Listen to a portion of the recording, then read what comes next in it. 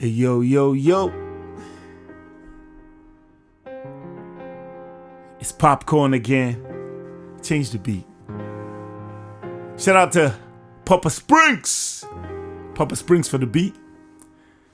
This beat was given to me in 2015. I recorded the remix of Two Fingers in the Air for Arsenal.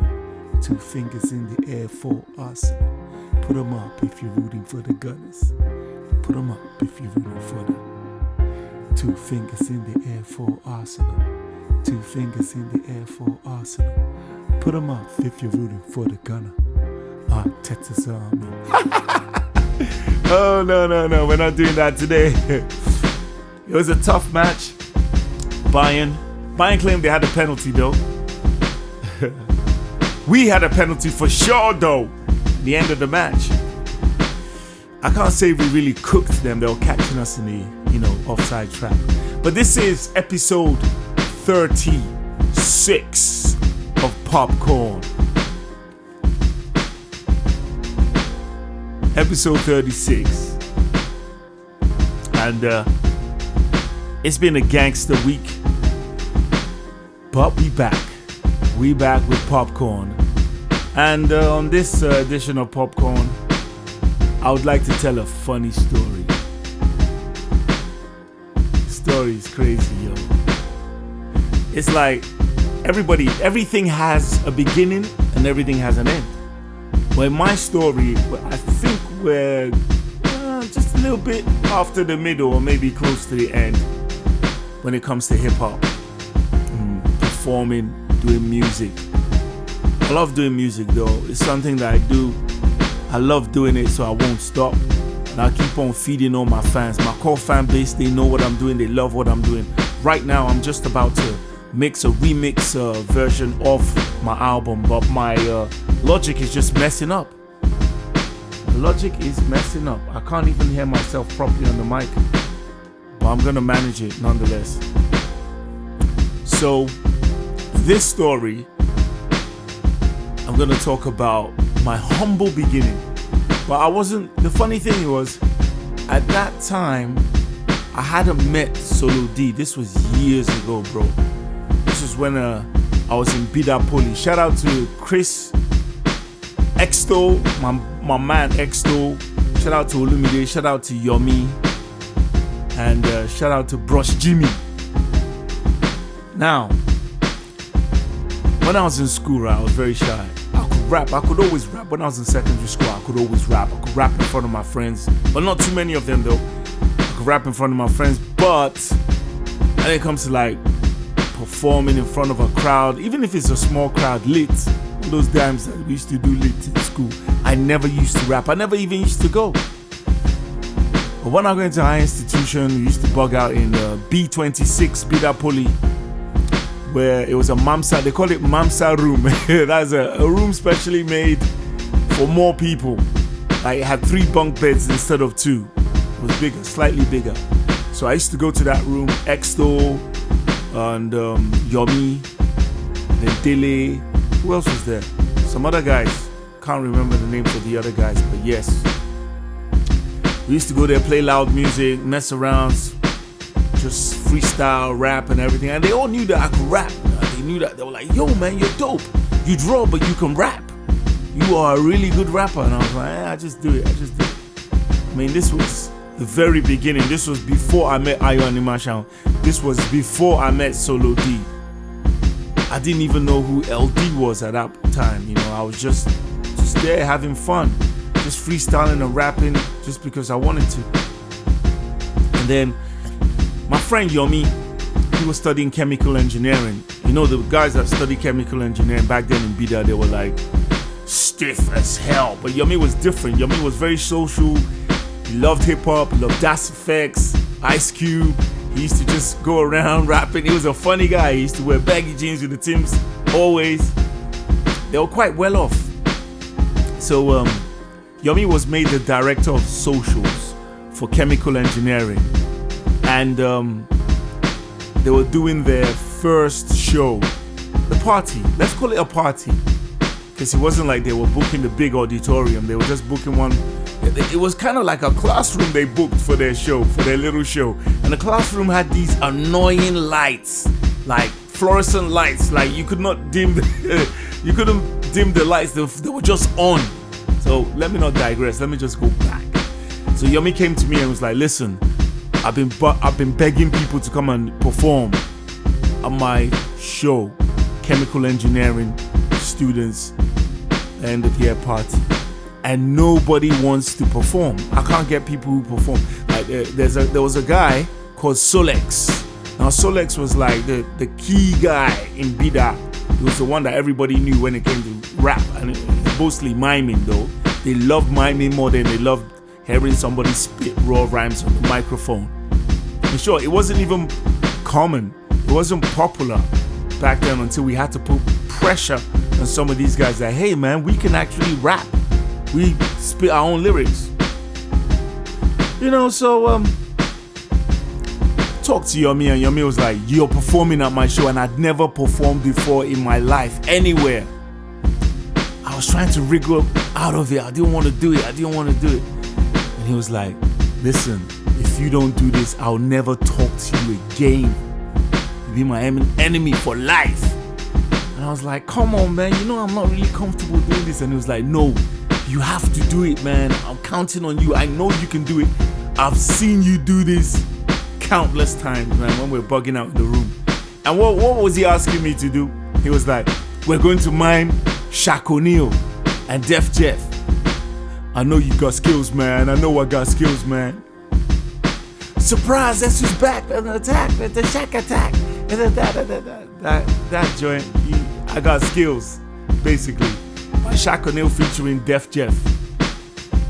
So he was like, we're gonna mime it. And I'm like, dude, the people here, and it's chemical engineering students. It's not as if it's like a show for the school where there's some people who love hip hop. Like, I can promise you that your people do not even know this track. They don't know this track, man. How are we gonna, impress the crowd when we're miming something that people don't know? I was trying to wriggle free, and he was like, I don't care. Even if we mime, even if I change it to Snoop Dogg, it's the same thing. We're gonna do that track because he loved the track so much. Yomi loved that track so much. So he was like, and I had the track because it was on a cassette, a normal cassette. I dubbed it from Radio 2. I dubbed it from radio. So he didn't budge, man. He was like, we didn't have too many people performing. So he was like, listen, man, I'm going to perform with you. I'm going to be Def Jeff. You're going to be Shaq O'Neal. So I was like, Yomi, do you know the lyrics? He said, don't worry about the lyrics. I'm Yomi. So I knew the lyrics. I knew Shaq's lyrics because we used to just bug around and I used to rap the lyrics all the time. So it came to that day, right? This is like my first time ever performing in front of a crowd. Jeez, I was nervous. I was a nervous wreck. Butterflies in my stomach. Swans. Sharks. Fish. Goldfish. Everything was in my stomach. Like I was jelly. So, okay, the show went on, started. We got there. I was wearing a cap. Face cap. I can't put down, cover my face. Waiting backstage. I was pacing back and forth. And I was like, damn, I'm scared. So there's a guy, I think he too was in chemical engineering. I think his name was Kevin or something. I think Kevin. I think so. Not sure, but yeah, I think his name was Kevin. So he saw me and he was like, yo, champ. He hit me on the chest. He was like, hey, man, what's happening, man? You seem to be nervous, man. I was like, I am. I was pacing back and forth. He said, don't pace. Just chill. Then he gave me a bottle of Squadron. A small one. You know the small Squadron? He gave me a bottle of Squadron. And he said, yo, have a sip. Now, I wasn't really drinking at that time, right? I wasn't a drinker. But years before then, I used to drink whiskey. I used to, but then I stopped. After a long time, I stopped. I think my dad stopped. When my dad stopped and he stopped stacking the house with whiskey and all that, me and my brother, we had to stop because we had no way of getting it. So I wasn't drinking at that time, but I took the squadron because I needed to calm down. And instead of me to just take a small swig, I took a gulp. I was like, oh my God, I took a gulp. Almost finished half of it at once. And after I took that gulp, I felt much better. It like warmed my chest.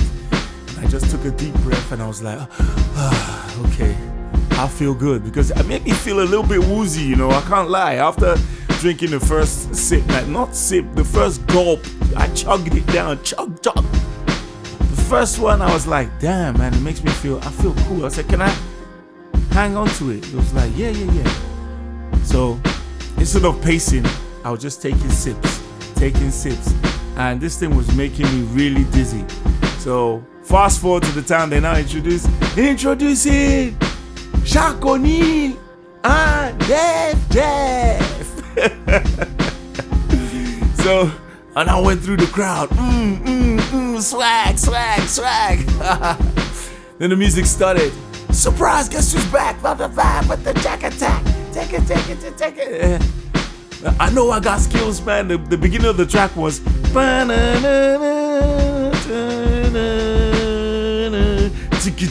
you wanna fight, come fight me. I'll hit you with a See. So I was miming it, man. So when it got to the part where Shaq said, freeze, music please. When I did freeze, the crowd went, yeah! And this is a bunch of normal chemical engineering students who don't really fuck with rap like that. The crowd went, yeah! Hey, give me more ginger. I can't take ginger. They overdo them. Can you believe it? I caught myself midway and I was just doing it. You know, I knew the lyrics, so it was very, it was convincing. So Yummy's part came in, and you know, Yummy is like their DOS now, director of socials. He just comes in.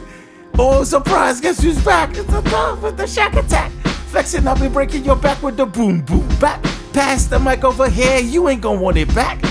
He just did that. The whole crowd went crazy again. We had a very good performance. A very, very dope performance. But, spoiler, one weird, quirky thing happened, right? I say, this performance, it had everything. It had drama. It had that intense part. And coming soon was the comedy. Anyway, we finished when when the song gets to the end, right? When they're doing the outro and everything, we left early. We just left before the song actually left because there was no more rapping like that. So we just left. The stupid DJ. This is where the comedy comes in. The stupid DJ refused to take the tape off. He could have just stopped it. That's all he had to do. He had one job. All he had to do was to stop the tape. Guess what happened? He let the tape go on. And you know I dubbed that tape from radio, right? So after the track finished, it didn't even finish. It got towards the end and you hear people just heard, Radio 2, Radio Nigeria 2. Oh my God.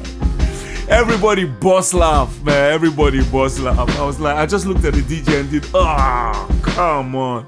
But yeah, nonetheless, people were congratulating us. They loved it. They said, yo, man, you should really do this for real, because they had a group of people that used to mime in school. I never really thought much of miming because I was like, damn, you're miming somebody else's song. You're not even the person that sang the song. You didn't write the lyrics. You're just pretending to sing somebody's song, pretending to rap, pretending to be someone else. I never liked it, but people were like, yeah, that's what they like over here. Man, that's what they like. And there are people that were popular that were doing that. There was a guy called Solex. He was like the #1 rap mimer. And Solex was in a club called Executive Club. There was another club called Vogue. Now, Executive Club and Vogue, they were, let's say, rivals, big rivals. Now, I wasn't really going to all these shows because I never had enough money. I never wanted to pay gate fees. There was always gate fees. Bro, it was very difficult to gate crash, to enter without paying. Very difficult. And I never used to bother about it because I never wanted to pay their gate fees. I was trying to feed myself. I was trying to do other things with my money, you know. So I never really used to go to these shows, but I was opportune to go to an executive club show when they call it the club chief. When their club chief saw my drawing somewhere and he begged me to do a poster. I was drawing posters in Bida Poly. I told him, man, nah, I don't do free. I don't do it for free. You know, he paid me, but he was a very stingy guy, man. He didn't pay me what I was supposed to get, but he paid me. And then he now said, yo, I'll pay you and I'll give you an invite to come for the show. And I was like, okay, but you know what? Give me 3 invites. I got some of my friends that will come with me. He was like, no, we can't. I said, then I'm not doing the poster. And then he was like, okay. So I drew a very nice poster for them. And then me and 2 of my homies went for the show. And it was 2 guys that performed that night. I think it was AGK and Abdul. These guys performed Naughty by Nature.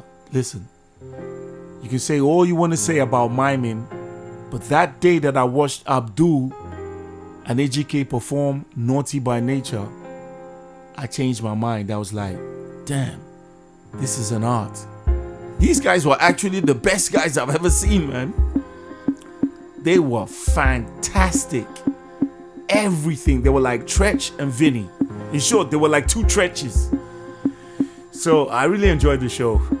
But in my mind, the back of my mind, I was like, but yeah, can they really rap though? I can rap. Can they really rap? That's why in my mind, I was just like, I needed to console myself now. Can they really rap? I was asking myself, can they really rap? I can rap. I know I can rap. But man, those guys were fantastic. They had all the moves. This was around the same time I met Too Crucial, first partner. Now, after the show, I think Solex performed at that show too. Solex, he used to mime all these Fushnikins. Yes, Fushnikins. Yeah, he did a good job. Him and a couple of other guys, they did Fushnikins. Can I rock? What's up, doc? Can I rock? They did Ring the Alarm. I thought that's a rapudi cat. A cat? I mean, all that, you know, Fushnikins, Chip Fu. That's Solex was Chip Fu. I was watching him closely. Now, people get carried away. I never get carried away. I used to watch to see whether the guys actually knew the lyrics. Wow. Even EJK and Abdul, they partially knew the lyrics. You understand? But they did a very good job that if you do not know the lyrics, you probably won't know. They were miming anyway, but they did a really good job. So after that, I was like blown away. I was like, damn, man, these guys are actually really good. Went back to my normal school life, you know, reading. I was also a jacker. I was always jacking. I was reading hard, because I didn't want my grades to drop, because I was drawing posters and making cards. No, I wasn't making cards at that point in time. I started making cards a couple of years after that. So what happened after that? I now went to a Vogue show. I made friends with somebody and the person said, listen, I could get you in. And you see, when Vogue are doing their shows, security is mad tight, and they had some of the best performers. They had a guy called Mayowa. He was like, this guy was tall. He actually looked like Snoop Dogg. I think one of his parents might have been Fulani or something, but he used to mime Snoop Dogg. I wonder where all these guys are now, man. It's funny that I can remember their names, you know, years later, after about almost 30 years, I can still remember their names. Damn. You getting old, Johnny? So there was another guy called Charles, and then his sister too used to perform. You see, the thing that the executive club had was they had a lot of guys that were dope performers. But you see, the thing about Vogue was they had very beautiful girls, and they performed all those sexy whatever sexy songs. And then there was a girl, Rosemary. I think she lives in Ireland right now. She's married with kids now, so I'm not trying to disrespect her. But she used to be our in-house Boney Love. She had this song, born to breed, me say me, born to breed, breed, born to breed, me say me, born to breed, me say me, born to breed, me say me, breed, breed, breed, breed. I think that was Boney Love. Boney Love, yeah, born to breed. Jeez, when she performs that song, man, damn. Kai. I think after a while, Executive Club in Bida, right? They had to step their game up. They now got there were some Hausa girls like this. Jesus. Some Hausa girls, man. They'll call them TLC. Vogue had their own TLC, but these Hausa girls, man, they weren't playing. Hey, it was good. It was good competition, man. The shows were crazy, man. When My Wife does the Snoop Dogg, people just go crazy. And that was Vogue, man. And Vogue was they were very in-house. They had their in-house artists who used to draw their posters. Shout out to Zach. And they never really did mess with other people, outsiders. They always looked at outsiders like outsiders were beneath them. They were a bit uppity. Executive Club guys were, they were easygoing. They were a bit more easy. They were just cool. They were kind of cooler. But Vogue, and they knew the reason why they were doing that, because they were the main people in school. Now when you say I'm in Vogue, to get into that club is not easy. It's not an easy thing to get into that club. When you walk around and say, yeah, I'm Vogue. I'm going to Vogue meeting. I'm going to this. Once you just mention Vogue like this now, it doesn't give you respect. Well, let me tell you something, man. A couple of my friends were talking about this. They said, man, Vogue. There was a guy in Vogue in my class, building technology and quantity surveying. Emmanuel Sado, shout out to Emmanuel Sado. He was one of them. And I was I'll be like, look at this guy. He could dress like say they go show. You could dress like say they go show for class, man. I bet leave all this story. Oh man, I used to tell my friends, I would say, report card no get whether you be executive member or Vogue member. When your report card comes, it's either you pass or you fail. I was a little hater back then. But yeah, so that was the performance thing. Then I now met Too Crucial. I met Ayo. Ayo Animation came to my room. I think I've said this in one of the other episodes. He got me to do some posters for them, and then he heard me rap one day and he was like, damn, you can rap. Come and perform in my show. I asked him, are you gonna pay me? So I'm gonna pay you for the poster, but I'm not gonna pay you to rap. So whatever, man. I was like, well, I already had some little experience doing that show with Yomi, so I wasn't as scared as But the first show that he did, it was Mercury Club, a new club called Mercury Club. They used to wear red and blue like Superman. So red shirts and blue jeans. So the first show, yeah, I performed, man. It was crazy. I knocked it out the park, man. Knocked it out the park. And then after that, here and there, did some little performances. But I was doing posters most of the time. I never really had time to perform because I was doing that for fun.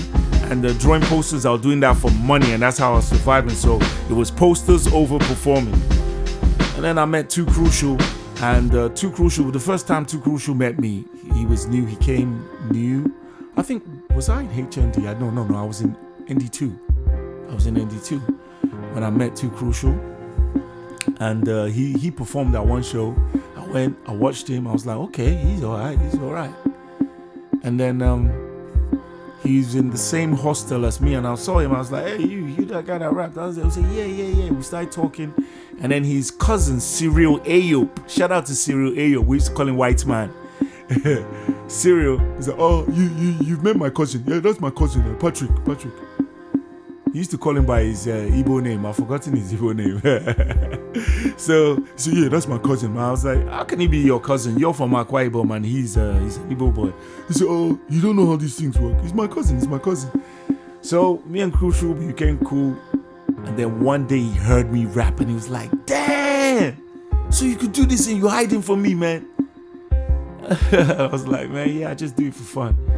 And then all of a sudden, I just found myself, going to staff quarters, hanging out with Too Crucial, listening to Redman, Muddy Waters. I remember Muddy Waters came out.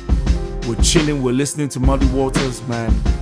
Just vibing, listening to Ghostface Killer. He had the Ghostface Killer CD. He had Muddy Waters CD. Shout out to Larry. Big Larry came back from Japan and he gave us that CD. He gave Too Crucial the CD. So yeah, we just used to vibe, and then we had a couple of shows, and he was like, man, let's form a group. Let's just do this. Let's do this. So our first show together was crazy, and I'd already said it. Listen, I'm not doing that miming shit, man. Fuck that miming shit. Let's rap. So we did live. They used to call it live rap. So when they draw it on the poster, live rap, people were like intrigued. They were like, live rap. Let's see what people are going to do. So all that time that we and Too Crucial were rapping, right? People actually thought we were doing other people's raps.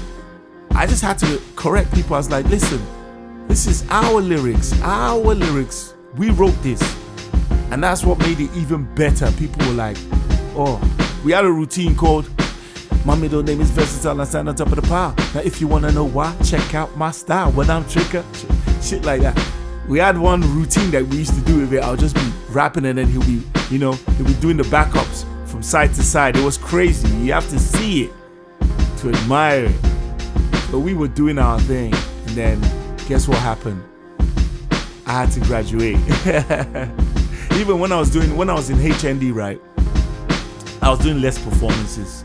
I think I came to school when I was supposed to be on industrial attachment.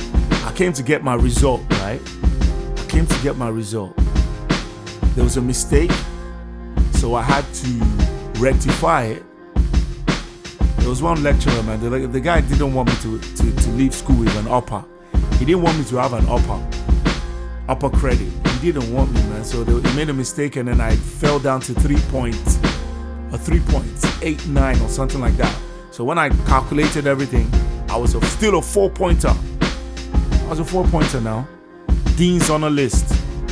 So I complained, and the guy was like, listen, I'm not promising you anything. Our HOD was called Mohammed, a gentle guy. He's a builder. I told him, and he was like, listen, I'm not promising anything, but I'll try my best. We're going to sit and talk about it. We're going to try and rectify it, but it might take a while. I said, how long? He said it might take anything from 2 to 3 weeks. So you might want to go back to Lagos and come back in 3 weeks. In my mind, I was like, I ain't even got money to start going back and forth. So I just stayed in school.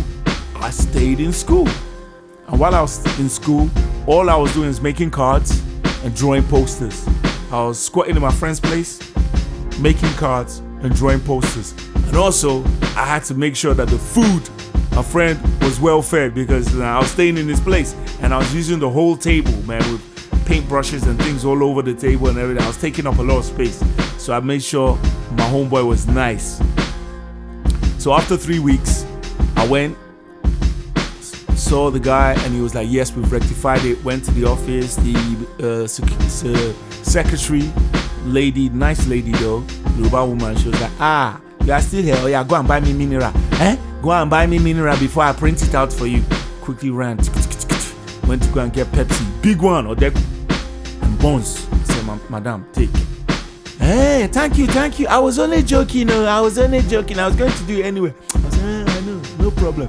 Then she printed it out. Said, she 4-pointer, hey, you go wash am. I said, I've already bought you Coke now. What do you want again? She said, no, you go wash am. You must give me. I said, listen, I stayed in school for 3 weeks, so I don't have any money for you. Little did she know that I was doing posters. I had a lot of money. I was doing posters and drawing this thing, making cards.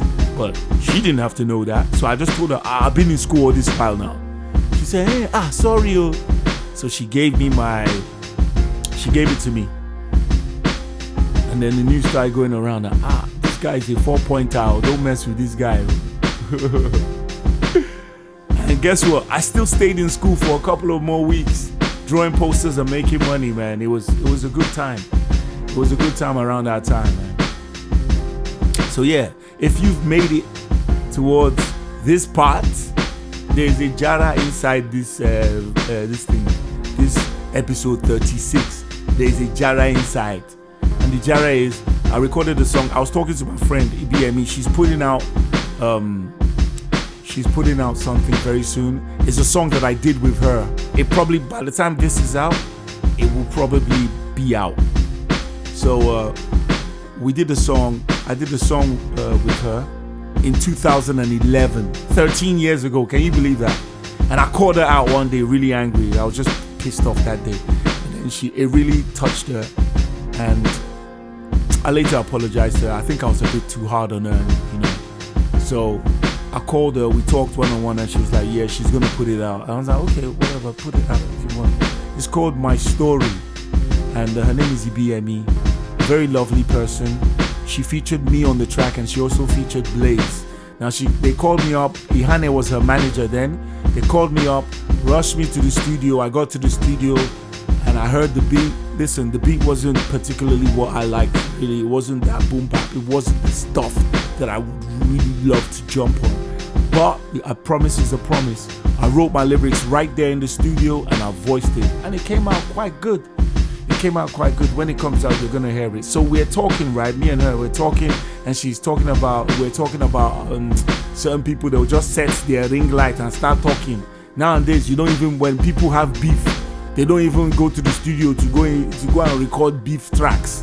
No, they'll just set ring light and start going back and forth with the ring light. So I told her, I started humming a chorus. I don't set my ring light. I don't set my ring light. I was just, humming that. And then I just say, wow, this is cool. I might just do a track of this, a playful track. And then she was like, okay, but I gotta go now. I gotta go somewhere. I was like, okay, cool. Logged off, ran to my studio, and I just quickly jotted down the chorus. And then I came up with this. I'll see you guys next week or so. But I'm gonna leave you with the Ring Light. It's a joke, it's not a real song. But enjoy it. Ring Light by Modenine. Peace out, y'all. Now they come for me. Wait. Chinedu, I better go bring my ring light. Yes, that one where I keep for corner. Now they come for me, ba. My brother, wait. Slap you for your left side. You know they think right. Chinedu, Biko, yeah, with the ring light. I know they come empty-handed and they bring fire. So don't let me set up my ring light. Slap you for your left side. You know they think right. Chinedu, Biko, yeah, with the ring light. I know they come empty-handed and they bring fire. So don't let me set up my ring light. I'll start the live with a smile, waving to join, put 150k in my savings. Rapture for anybody misbehaving. Bricklayer, clear road, I'm paving the way. My cat, my die, check the engraving. Big deals, worth meals, word to Maven. Money is the only thing you can say that I'm craving. Trying to enjoy after the hustling and slaving. I'll slap you for your left side, you know they think right. Chinedu, Biko, yeah, with the ring light. I know they come empty-handed and they bring fire. So don't let me set up my ring light. Slap you for your left side, you know they think right. Chinedu, Biko, yeah, with the ring light. I know they come empty-handed and they bring fire. So don't let me set up my ring light. Yes. Before went to process the weed, but then they beg. Understand? We go enter studio, go to rock track. Oh now, went to process the bed. They be like, Chinedu, give that a ring light. Let's start. No go set ring light. Then go back and forth. Oh my, no pure. No pure. If you beat me, I go beat you, And if you diss me, I go diss you, And if you think say now you get man, that takes it, I make this beat,